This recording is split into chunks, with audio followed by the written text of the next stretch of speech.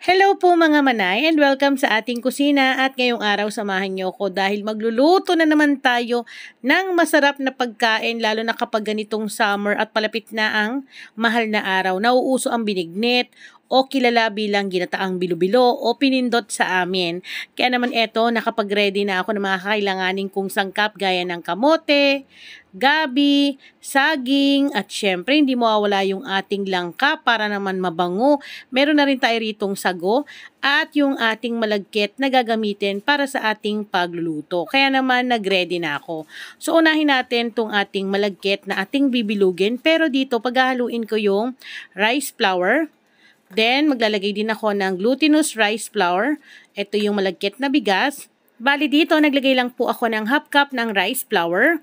At naglagay din ako ng mahigit half cup ng glutinous rice flour. Then, nilagyan ko rin po ng konting tubig. Kailangan tansyahin nyo lamang yung paglagay ng tubig para maiwasan natin na sobrang lambot yung ating malagkit. So, kailangan ganito. Kapag nakikita nyo sobrang lambot pa, add lang kayo ng glutinous rice flour or pwede rin naman ang rice flour. Ito po ay giniling na bigas at giniling na malagkit na bigas na pwede nyo mabili sa palengke o mga grocery store na malapit sa inyo. At once na kaya nyo ng bilugin, na para siyang clay, ganyan lamang po.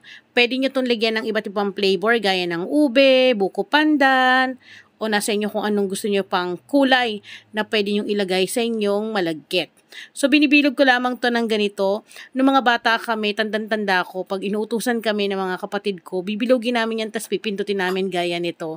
Then, once na okay na, itatabi na muna natin yan. Dito naman tayo sa ating saging na saba. At dito nga pala sa ating saging na gagamitin, dahil 1 kilo to, hindi naman natin to uubusin lahat. Bali, gagamit lang ako rito ng 6 na piraso at hihiwain ko sa gitna para naman hindi ganun kalalaki yung ating saging sa ating lulutuin. Pero nasa inyo, pwede naman na diretsuhan nyo na lamang pong hiwain ng pabilog. Pero sa akin, ganito yung cut ko para mas marami rin. Lalo na kung gagawin nyo tong pambenta. Pagkatapos natin yan mahiwa, ilagay lang natin sa isang malaking lagayan. Then, sunod naman natin ay yung ating kamote. So, mas maganda yung kamote na violet para po magandang tignan yung ating lulutuin. May iba't ibang kulay yung ating mga sahog sa ating bilo-bilo. Pwede rin naman kayong gumamit ng kamote na dilaw o meron din yung kulay orange mga manay.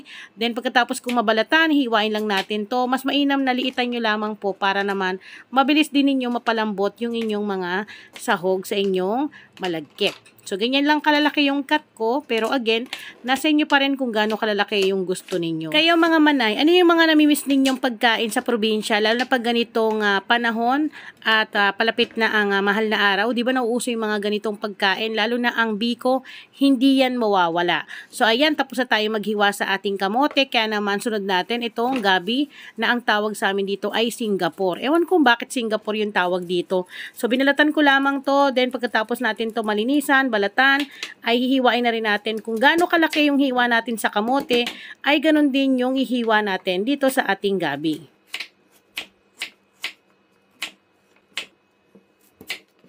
Sa susunod, ituturo ko rin sa inyo, gagawa tayo ng suman sa gabi. Yes, masarap po yun mga manay para sa mga hindi pa nakakapag-try. At dahil tapos na tayo sa ating gabi, next naman natin itong langka.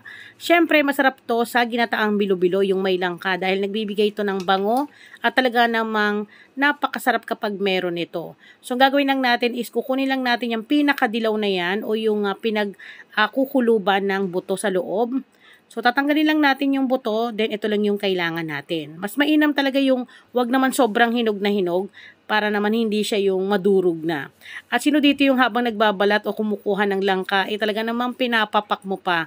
Lalo na yung mga anak ko kung nandito siguro, kasama ko silang kumain ito. Kaya naman ito, ilang piraso na lang yung mga nakuha ko. At itong mga natira na to, na nakuha natin, ay hihiwain ko pa yan ng ganito lamang kalalaki dahil ilalagay natin to mamaya sa ating pagluluto. Ngayon, kung wala naman kayong mabilhan ng langka, ay pwede naman kayong gumamit ng dahon ng pandan para naman dagdag bango rin sa ating pagluluto. So, bali dito naka-ready na yung aking 6 cups ng pangalawang piga ng niyog, then 4 cups ng unang piga ng niyog. Meron din tayo ritong sugar at itong mais para naman dagdag sahog sa ating pagluluto at maglalagay din ako ng ube flavorade para sa ating ginataang bilo-bilo. Bali dito mag-uumpisa na ako magluto. Ilalagay ko yung 6 cups ng coconut milk o pangalawang piga ng niyog. So, bago ko ilagay yung sahog, buksan muna natin yung kalan. Wait. Ayan. Then, ilalagay na natin yung mga sahog na alam natin na matagal mapalambot, gaya ng kamote at yung ating gabi. So, ilagay ko lang ng dahan-dahan dahil tumatalsik yung ating gata. Ayan. Then, pagkatapos natin malagay, haluin ko lamang po at tatakpan, hayaan ng 5 minutes. Then, after 5 minutes, kapag kumukulo na, so halu-haluin ko lamang po. Ang bango na, wala pa yung pinaka unang gata ng niyog natin. Ilalagay na natin yung bilo-bilo, yung ating malagkit na binilog kanina. So, maganda to kung meron tong iba't ibang kulay para talagang maganda sa mata. Pero, okay na yan ganyan. Plain na lang. Then, maglalagay din tayo dito ng sugar. Huwag nyo lalahatin. Kailangan tikman nyo muna kasi hindi po tayo pare-pares ng panlasa. Kung tingin nyo natatabangan kayo, dagdagan nyo pa. Bali, naglagay lang muna ako ng 1 and 1/4 cup ng sugar. Then, maglalagay na tayo dito ng ating saging. Yung ating saging na saba. Mabilis lang naman mapalambot tong ating mga sahog kasi maliliit lang din naman yung hiwa ko. Kaya, ilang minuto lang mabilis na tayo makakapagluto ng ating ginataang bilo-bilo. Ilalagay ko na rin yung langka para naman talagang sumasama na yung lasa sa ating gata para mabango talaga. Then, hinalo-halo ko lang, takpan at hayaan natin yan ng ilang minuto.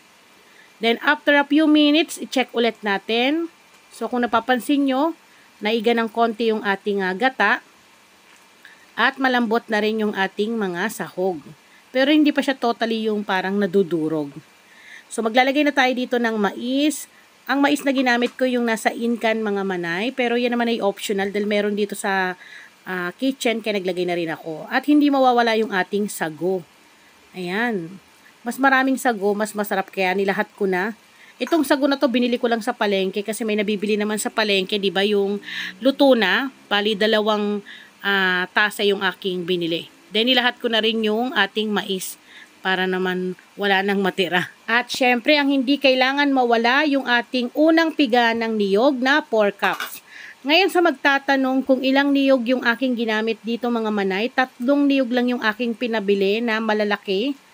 Buti nga mura lang yung niyog dito sa amin, kaya naman sobrang dami ng gata. So tinakpan ko lamang yan, lutuin natin ng ilang minuto. Then pagkalipas ng ilang minuto, ayan na, lumalapot na yung kanyang gata. At kita nyo naman ayan, ang bango. So eto, pwede na talagang kainin. Kung ayaw ninyo ng may flavor. Pero ako, gusto ko may ube flavored. Kaya naglagay ako ng 3/4 tablespoon. Ayan. Yung saktong kulay lang. Para naman, merong lasa ng pagkaube yung ating ginataang bilo-bilo o binignit.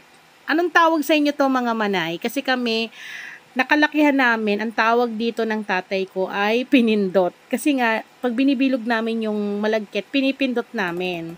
So, yun yung kilala talaga namin nung kabataan namin. At eto na nga po mga manay, makalipas ang ilang minuto nating pagluluto, ako nga lang pala yung nagluto dito. Pwede na natin tong ihain sa ating pamilya. Pero bago yan, syempre titikman ko muna to. Pero ang last nyan, maglalagay tayo ng asin. Konting asin lang kasi yun ang talagang natutunan ko sa mama ko kahit sa papa ko kapag nagluluto nito dahil paborito to ng papa ko Pag naglalagay ng asin, pambalance daw po yun para hindi nakakaumay yung ating kakanin. So hinalo-halo ko lamang at dahil nga luto na to, titikman natin.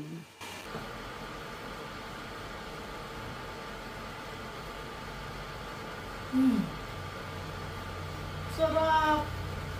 Pwede isa pa? Grabe yung sarap.